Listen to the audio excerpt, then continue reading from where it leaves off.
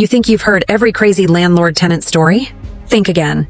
We're diving deep into two cases where Judge Judy didn't just lay down the law, she exposed jaw-dropping greed and bizarre acts of party-fueled chaos.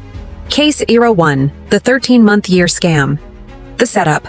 Landlords. Scott and Tracy Kimple dragged their former tenant, Jeanette Gortz, to court. On the surface, it looked simple: unpaid rent and damages. But what they were really asking for was so outrageous, it defied the calendar itself. The outrageous demands. The landlords wanted it all. They demanded a full month's rent, even though they already had the tenant's $1,080 security deposit, which covered it. They were trying to get paid twice for the same month. But that wasn't enough. They were furious that the tenant kept chickens without permission and wanted the judge to pull a random penalty fee out of the air just to punish her for breaking a rule. Judge Judy's brutal takedown. Judge Judy saw right through the scheme. When the landlords wouldn't let go of the double rent payment, she shut them down with one of her most iconic lines, repeating it like a mantra. "There are not 13 months in a year. Not in my calendar year." She made it crystal clear. You were paid for August with the deposit, and you got a new tenant in September. Your greed does not entitle you to invent extra months of rent.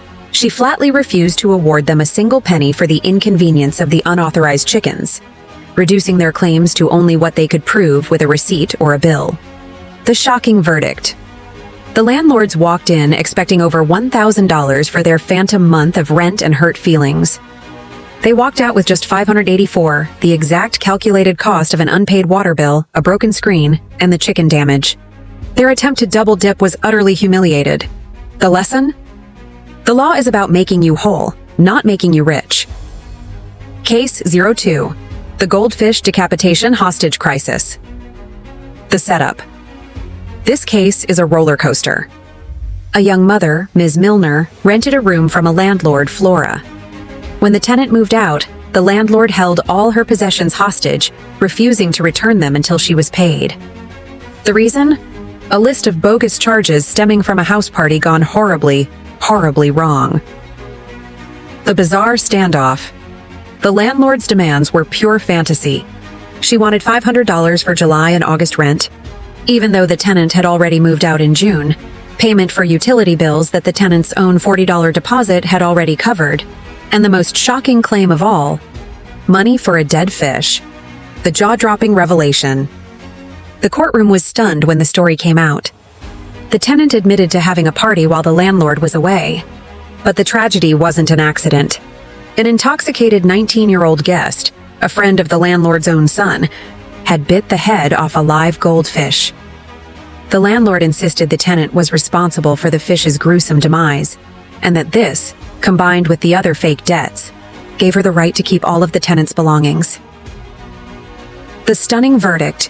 Judge Judy dismantled the landlord's case piece by piece. She's not required to give you any notice, madam. You don't have a rental agreement with her. So let's get rid of July and August rent. After proving the bills were awash, it all came down to the fish. Since the tenant hosted the party and invited the fish killer, she was on the hook. But only for the fish. The landlord's power play was a complete disaster. She was ordered to return every single piece of the tenant's property immediately. The only money she received for her hostage scheme was a paltry $25 to cover the decapitated pet. The lesson? Holding someone's life hostage over a dead fish and imaginary bills will get you nothing but a public shaming.